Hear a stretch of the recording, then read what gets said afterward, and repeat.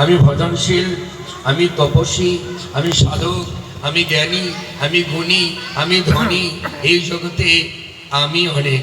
তুমি আমি করি বুঝিতে না পারি, কে আমি আমাতে আছে কি রতন, কার শক্তি বলে বেড়াই ভূমণ্ডলে, তার তো একবার মন করি না যতন। সে আমিটাই হচ্ছে শ্রী গোবিন্দ, ঈশ্বর পরমা কৃষ্ণ, সচ্চিদানন্দ বিগ্রহ, অনাদির আদি গোবিন্দ, সর্বকারণ কারণম। বুঝিয়ে দিলেন কে? অনন্তদেব। তাই যারা নিত্যমালা জপ করছেন, হরি বল, এই মালার কৃপা হবে, নামের কৃপা হবে, আপনারাও বুঝতে পারবেন জ্ঞান বড় না ভক্তি বড়, সাধন তপস্যা বড় না সেবা বড়। হরি বল, আপনারা বুঝতে পারবেন। না বুঝে কি করে ভজন করবেন? আমি বুঝতে পারি না, তাই আমাদের গোলমাল হয়ে যায়। এক ভাগবত বড় ভাগবত শাস্ত্র, আর এক ভাগবত বড় এই কি ভক্তিরস পাত্র। যাদের হৃদয়ে ভক্তিরস আছে তারা পাত্র। এই করে গেলেন। এবার তিনি বুঝতে পারলেন বশিষ্ঠ সে সময়ে ভগবানের স্মরণ করে তথা এসে উপস্থিত হলেন। অতএব কি তৎক্ষণাৎ বলছেন, দেখো ছবি তৎক্ষণাৎ, অর্থাৎ এই ভাগবত শ্রবণ করাতেই প্রেম ভক্তি প্রাপ্ত হয়। অনন্তর মুখে ভাগবতী কথা শুনে তিনিও প্রেম ভক্তি প্রাপ্তির সৌভাগ্য লাভ করে বিশ্বামিত্র। আপনারা সেই ভাগ্য লাভ করেছেন। এই হরি ভাগবত কথা একমাত্র প্রেম। জয়নি তাই দেবশ্রীপাদ। এবার আরো একটি কথা আছে, বেদব্যাস বলছেন, শ্রীপাদ বলছেন, হে বেদব্যাস, আমাকে মায়া গ্রাস করতে এসেছিল, জানো? মায়া আমায় গ্রাস করতে এসেছিল। আচ্ছা, বেদব্যাস যিনি সমস্ত মায়াজয়ী তত্ত্ব বর্ণন করলেন, বিরাট পুরুষকে তিনি বর্ণন করলেন, তার মহিমা বর্ণন করলেন, যিনি বেদকে বিভাজন করলেন, আগম নিগম পুরাণাদি 14 শাস্ত্র, অষ্টাদশ পুরাণ সব কিছু আমাদের উপহার দিলেন, এমন ব্যক্তি তাকেও নাকি মায়া গ্রাস করতে চায়।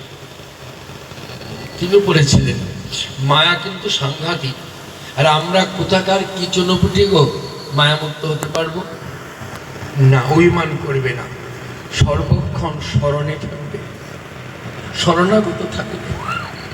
শরণাগতের প্রতি, নাম নিষ্ঠের প্রতি মায়া কখনো তাকে কি গ্রাস করতে পারে না।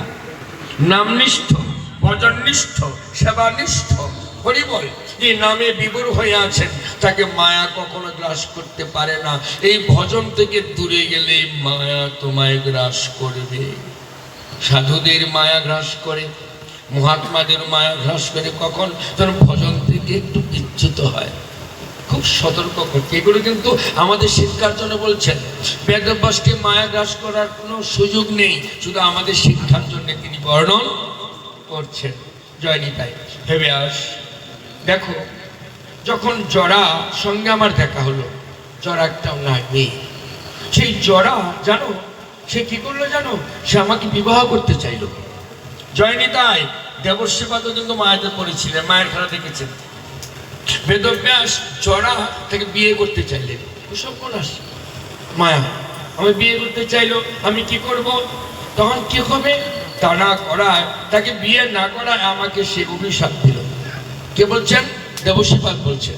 কাকে বলছেন? বেদব্যাসকে।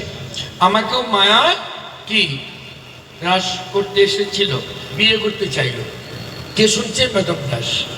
তো আসছেন শ্রীকৃষ্ণ, আমার একটু ভাব হয়েছিল। তখন দেবশ্রীপাদ বলছেন, আমি কি করি জানো? কি করে বাঁচি?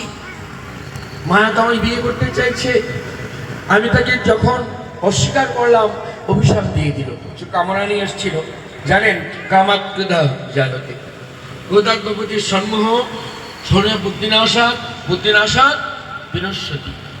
ক্রোধ প্রতিহত হলে, কাম প্রতিহত হলে ক্রোধ হয়। কাম যদি কামনা ক্রোধ হয়, তখন জরার বাসনা পূর্ণ ক্রোধ হলো, অভিশাপ দিয়ে দিল, কি তুমি এক জায়গায় থাকতে পারো। অভিশাপ দিয়ে দিল। জানো, সেদিন থেকে অভিশাপ এলো, তুমি এক স্থানে আর স্থির থাকতে পারবে না, তাই ভ্রমণ করে বেড়াই।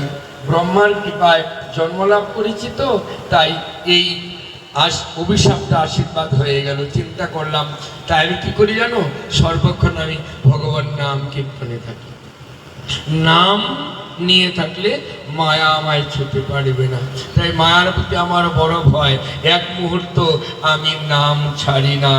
দেব দত্তমি মাঙ্গিনম ষড়ব্রহ্মা বিভূষিতম। তাই বিনাতে হরি গুণগান করতে করতে আমি জগতে ভ্রমণ করি, কেননা নারায়ণ নামের কাছে থাকলে মায়া আসতে পারবে না।